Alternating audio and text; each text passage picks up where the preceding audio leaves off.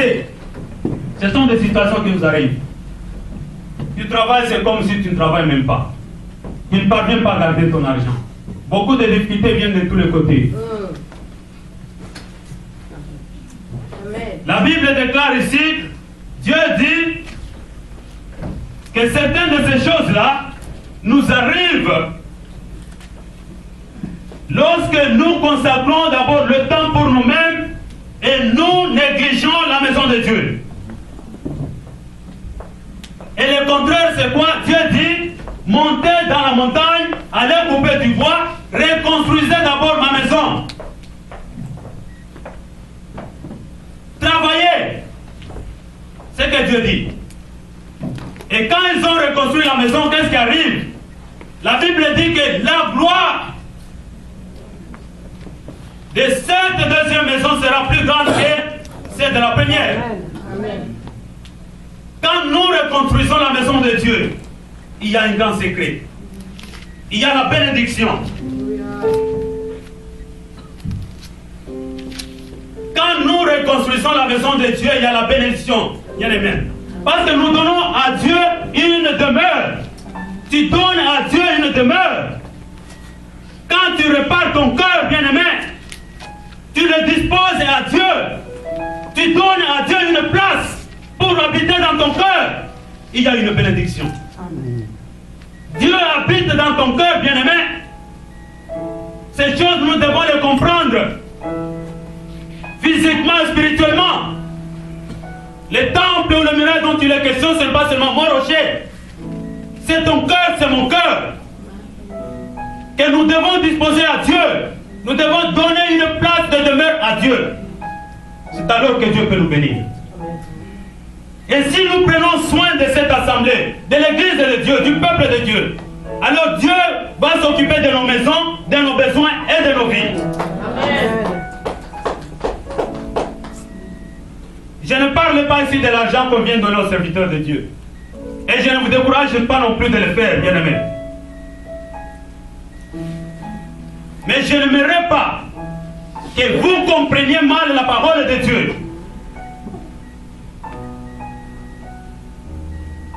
La Bible déclare ceci.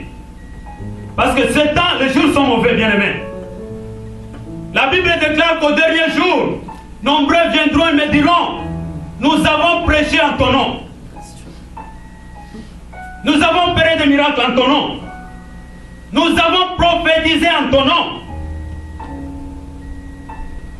Et je leur dirai, éloignez-vous de moi. Je ne vous connais même pas. Bien-aimé dans le Seigneur, tu veux une bénédiction financière et tu mets tout ton espoir dans le geste que tu as fait à un serviteur de Dieu qui t'a prêché. Il y en a peut-être tu as agi par émotion parce qu'il était là, il insistait. Tu es passé pour sauver l'honneur de l'église. Et si ce serviteur de Dieu-là est l'un de ceux-là à qui Dieu dira, je ne te connais même pas, et c'est de cette personne que tu attendais ta bénédiction, l'auras-tu reçu ta bénédiction? Non. Bien-aimé dans le Seigneur, la Bible déclare apporter dans ma maison Amen. vos offrandes et vos dîmes. Amen. Je l'ai toujours répété. Et je vais le répéter, bien-aimé. Si nous voulons être bénis, bâtissons la maison de Dieu. Dieu veut notre fidélité. Si nous voulons une bénédiction financière, c'est notre fidélité en apportant dans la maison de Dieu. Si tu veux donner à un serviteur de Dieu, tant mieux. Fais-le comme un don. Mais ne mets pas tout ton espoir là-dedans. Parce que tu interprètes très mal la parole de Dieu. Apporte dans la maison. Bâtis la maison de Dieu. Amen. Dieu dit, c'est alors que j'ouvrirai les écluses du ciel pour vous. Mais nous faisons autre chose. Nous agissons parfois par émotion. Bien-aimés dans le Seigneur, je l'ai toujours répété parce que c'est biblique. Tant Tant qu'il n'y a pas de cœur, c'est rien dans tout ce que nous faisons. C'est comme ça avec les choses de Dieu. Il y a quelques jours, j'avais vu un téléviseur ici. Et je pense un DVD. Le pasteur a annoncé, il y a une famille qui a acheté pour l'église. Bien aimé, ce sont des gestes pareils qui apportent la bénédiction. Parce qu'il y a un cœur dans ce geste-là. La personne a pris le temps d'évaluer les besoins de l'église. La personne a pris le temps d'évaluer les besoins de la maison de Dieu. Et de tout son cœur a fait sortir cet argent-là. J'ai fait ça pour l'église de Dieu.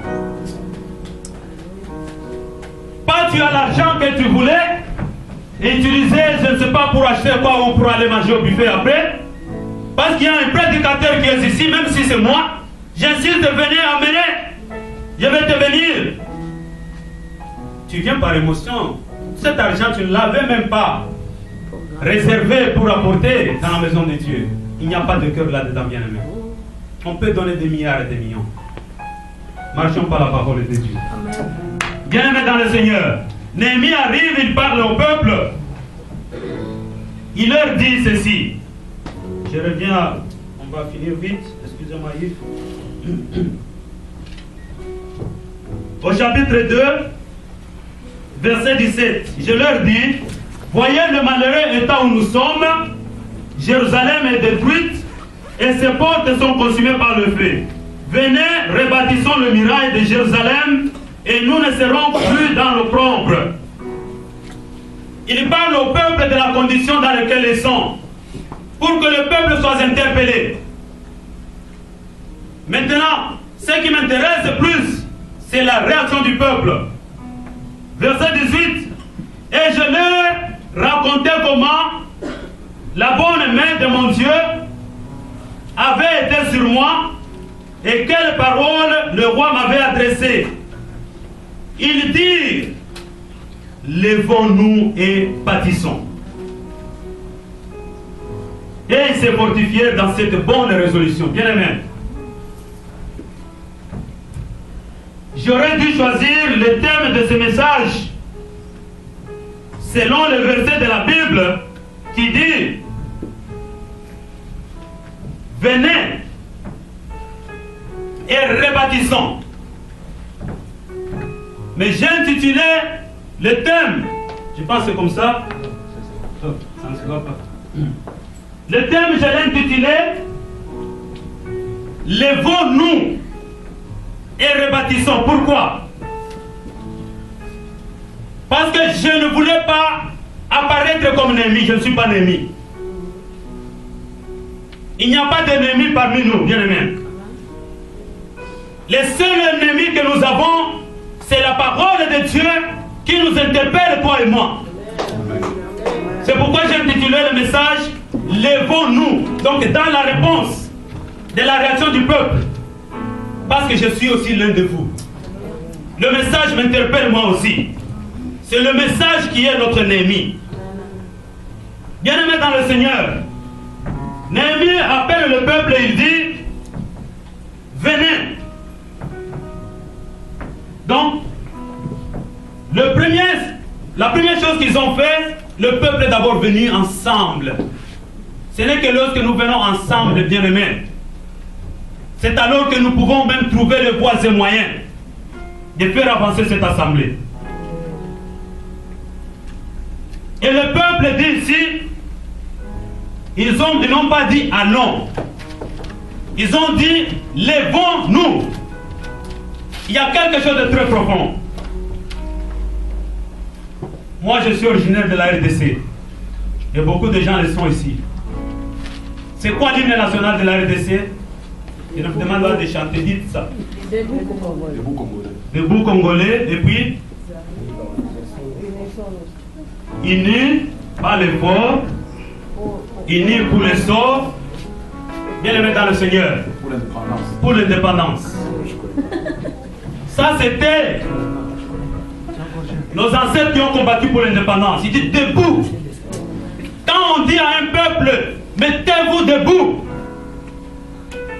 c'était pour travailler. Ce peuple n'était pas assis. Debout, c'est-à-dire il y a une résolution ferme. Quand on dit que le peuple s'élève, se sont tenus debout. Ce n'est pas juste le geste de se redresser. C'est-à-dire, c'est tenir ferme, prendre une résolution. Nous devons nous tenir debout, bien-aimés, et rebâtir cette assemblée. Amen. Et nous finissons avec Néhémie 4 à 6.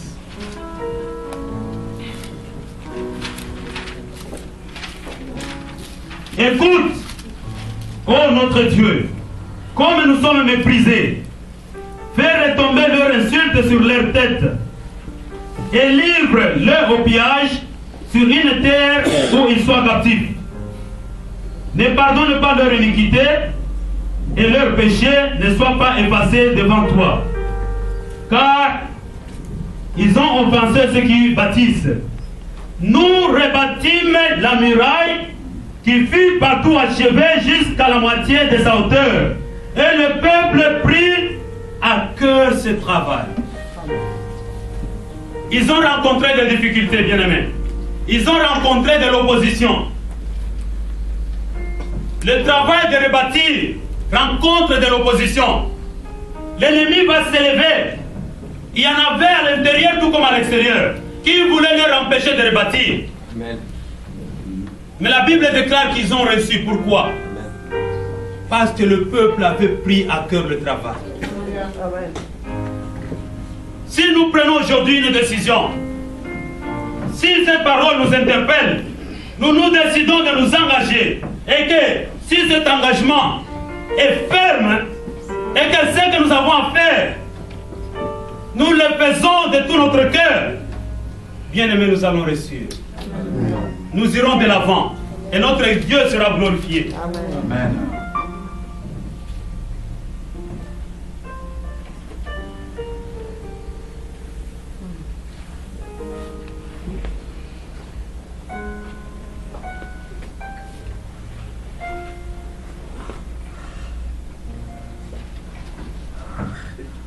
Bien-aimés dans le Seigneur, nous devons prendre au sérieux l'œuvre de Dieu. Et nous devons le faire de tout cœur. Que Dieu nous bénisse. Amen.